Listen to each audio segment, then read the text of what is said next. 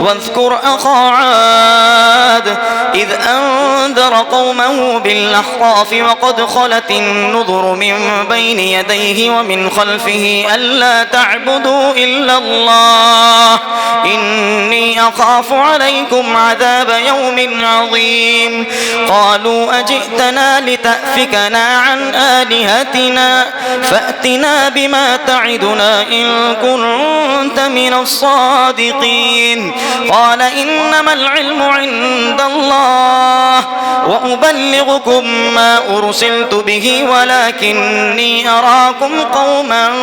تجهلون فلما رأوه عارضا مستقبل أوديتهم قالوا هذا عارض ممطرنا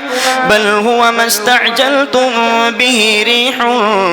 فيها عذاب أليم تدمر كل شيء بأمر ربها فأصبحوا لا يرى إلا مساكنهم كذلك نجزي القوم المجرمين.